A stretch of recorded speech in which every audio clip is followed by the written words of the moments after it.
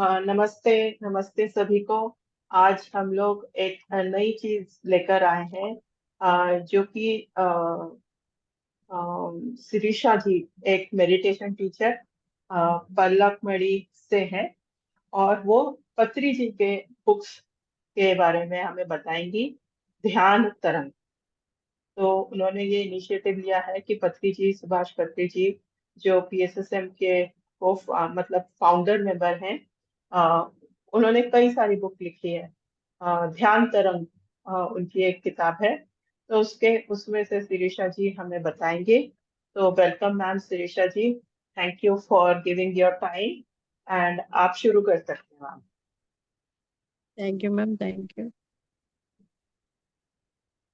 ब्रह्मश्री सुभाष पात्री जी और spiritual tablet founder chairman and Gopal Krishna ji को आत्म प्रणाम। जूम में आने वाला सब लोगों को आत्म प्रणाम अस्टस। मैं ध्यान तरंग करके एक पत्री सर का बुक है, वो उसके बारे में बोलना चाहती हूँ। ध्यान क्यों करना चाहिए? शरीर शारीरिक रंगों शारीरिक रोग को आने का कारण समझकर उनको दूर करने के लिए ध्यान करना चाहिए। मन की ए, विकलितता या विशेषता के कारण का जान जानकर उनको दूर करने के लिए ध्यान करना चाहिए। प्राण शक्ति की शरीर को चलती है, इस बात को समझकर उसे बढ़ने के लिए ध्यान करना चाहिए। हमें अ, असाहार आहार माने भोजन करने के जितनी शक्ति प्राप्त होती है, उसके अधिक शक्ति प्रकृति के प्राण शक्ति का दूर करने के हम मिलते हैं। प्राण शक्ति ही शरीर का आधार है, उस बात को समझने के लिए ध्यान करना चाहिए। दुख क्यों आते हैं, इस बात को समझकर आ,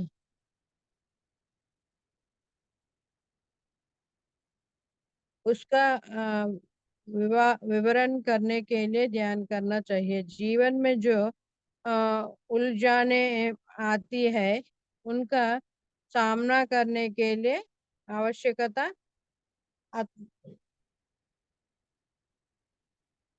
आत्मस्थिति को बढ़ाने के लिए ध्यान करना चाहिए। मरने के बाद भी मैं आत्मा रह जाता हूँ है, इस बात को समझने के लिए ध्यान करना चाहिए। शरीर को जन्म हो है हम इस बार जन्म लिए हैं, इस बात को समझने के लिए ध्यान करना चाहिए। जिस प्रकार के काम करने से जैसे जन्म आते हैं, इस बात के जानने के लिए ध्यान करना चाहिए। मैं आत्मा स्वरूप हूँ, इस बात को जानने के लिए ध्यान करना चाहिए। शरीर मन तथा बुद्धि आत्मा की अ, उपस्थितियां है, उस समझने के लिए ध्यान करना चाहिए। अपने को आत्मा स्वरूप समझने का ज्ञान प्राप्त करना चाहिए। मैं मैं सच्चिदानंद स्वरूप हूँ, इस बात को जानने के लिए ध्यान करना चाहिए। बाहरी यात्रा के अलावा आंतरिक यात्रा भी है, इस बात को समझने के लिए ध्यान करना चाहिए। एक एकाग्रता, बुद्धि, कुशलता तथा स्मरण शक्ति को बढ़ने के लिए ध्यान करना चाहिए। हमारे सुख दुख, अच्छाई और बड़ाई, बुराई का कारण हम ही है। इस बात को पहचानने के लिए ध्यान करना चाहिए।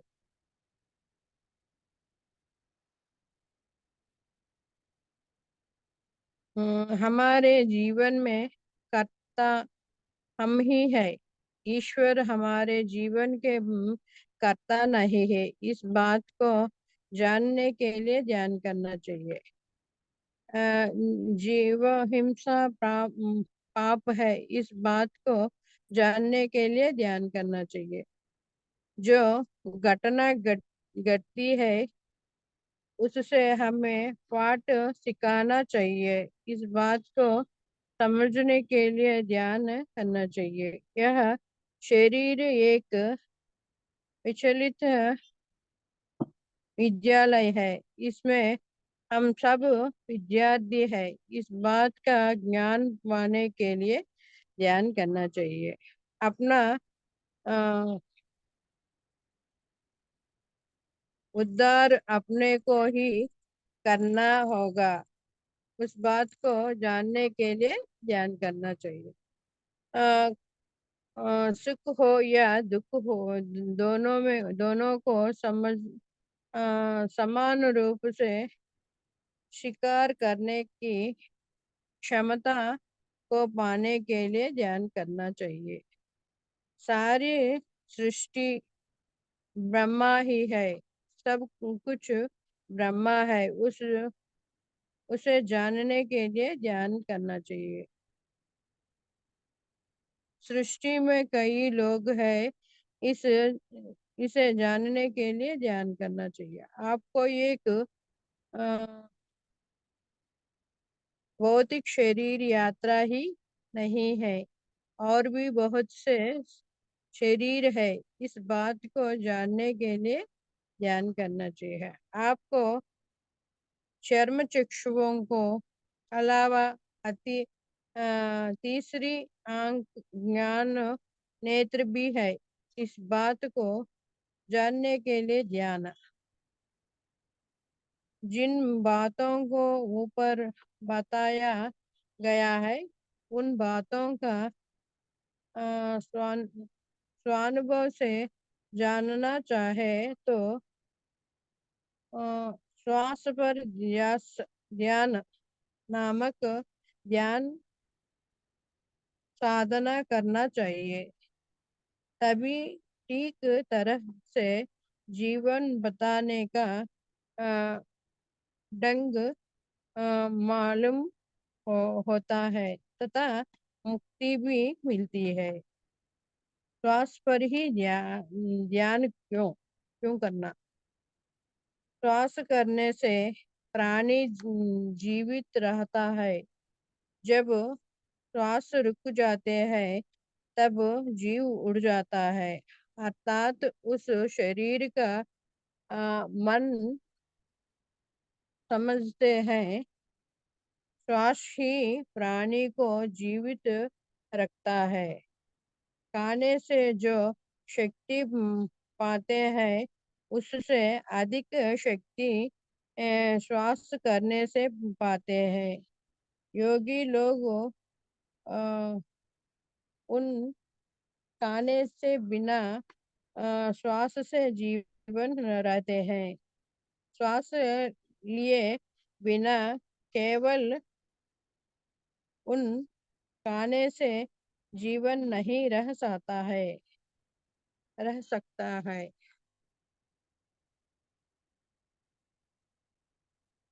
धन धान्य तथा घर खेती और अ, मंत्र तंत्र या प्राणी को जीवित नहीं रख सकते हैं। प्राणी को जीने के प्रमुख आधार श्वास है। हम में श्वास रहने पर ही धन धान्य तथा पारिवारिक भोग भोग सकते हैं। जीवन का पूरा आधार श्वास ही है। जब हम जड़ को पकड़ते हैं, जब मूल तक पहुंच सकते हैं। जब हम श्वास पर ध्यान देते हैं तभी मुक्ति को पा सकते हैं। हमारे शरीर में जो शक्ति है उसे बचा कर रखने की प्रक्रिया ही ध्यान है। बहुत से लोग मंत्र जप को ध्यान समझते हैं, वह गलत है। ध्यान समय में मंत्र जप की कोई जरूरत नहीं है, इसीलिए ध्यान को उप- उजप अजप करते हैं। पूजा पाठ तथा प्रार्थना भजना को ध्यान समझकर कुछ लोग उनसे लगाकर अनुभव पाने के लिए सोच विचारों को दूर करना चाहिए। विचार रुकने पर ही हम योग व ध्यान में प्रवेश कर सकता है।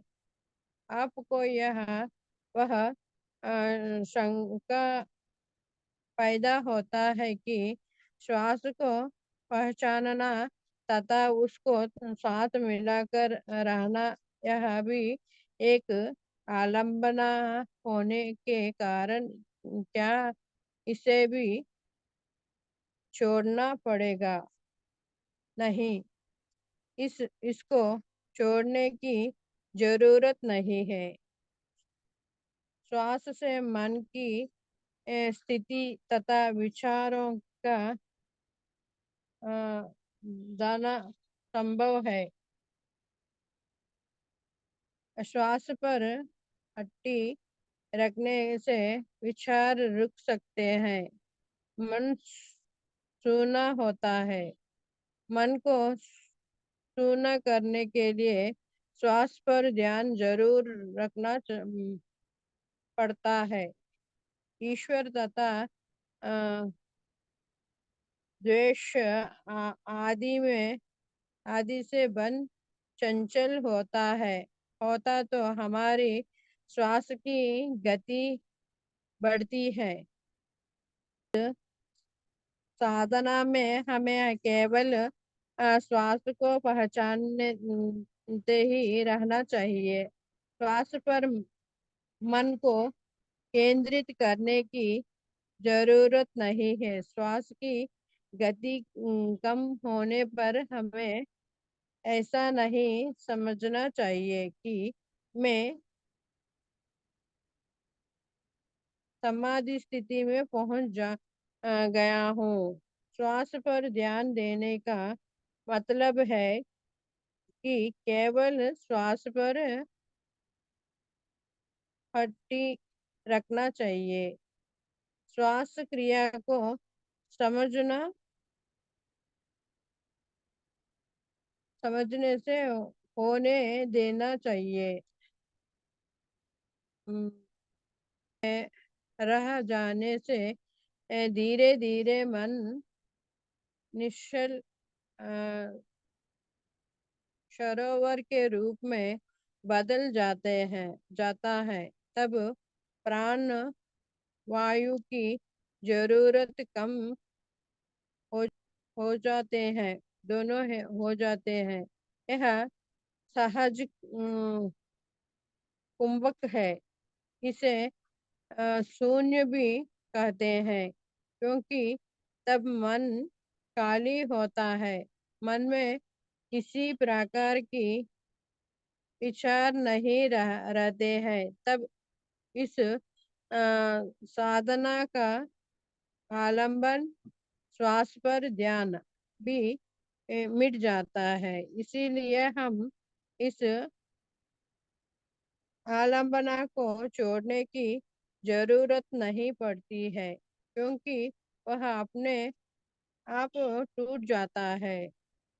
पर नहीं रखते हैं तब तक क्रोध, द्वेष, घृण तथा भय और भ्रांति होता रहता है। इससे हमारी जीवन की तो थैंक यू मैम। अगर आप वीडियो में अपना वो लोगो बता सकते हैं तो बता दीजिए, वो जो बुक का कवर है, अगर आपके पास नहीं है तो कोई बात नहीं। तो थैंक यू। मैं दिखाती हूँ। हाँ हाँ, थैंक यू। आपने ये हिंदी में पढ़ा, और बुक किताब बहुत अच्छी है। किताब बहुत अच्छी है, और इसमें सचमुच जो सहज कुंभक के बारे में, ध्यान तरंग, अच्छा अच्छा, पत्री जी की थैंक यू बताने के लिए। और आपने बहुत अच्छे से हिंदी में पढ़ा, तो धन्यवाद। मुझे जो एक दो पॉइंट्स जो पता, मतलब ध्यान के बारे में आपने जैसे बताया कि ध्यान जो है वो हम सांस पे रखते हैं, तो एक किस्म से सारी जो हमारी भावनाएं हैं वो विचार शून्य होने से बाकी सब जो भी हमारे अंदर के अम, भय या कोई भी गुस्सा या कोई भी दूसरी जो नेगेटिव भावनाएं हैं, वो भी धीरे धीरे बैलेंस होते हैं या उसमें लय हो जाते हैं। तो ये वाली बातें आपने जो बताई, तो उसके लिए बहुत बहुत धन्यवाद। आप इसमें कुछ और अपना ऐड करना चाहेंगे कि इसमें से क्या पॉइंट्स इम्पोर्टेंट थे अभी तक जो हमने सुना?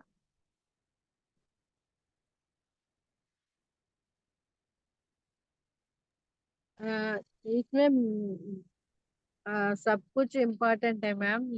सर बोल दिए, डिटेल में बोल दिए पूरा। ज्ञान क्यों करना चाहिए करके पूरा लिख दिए।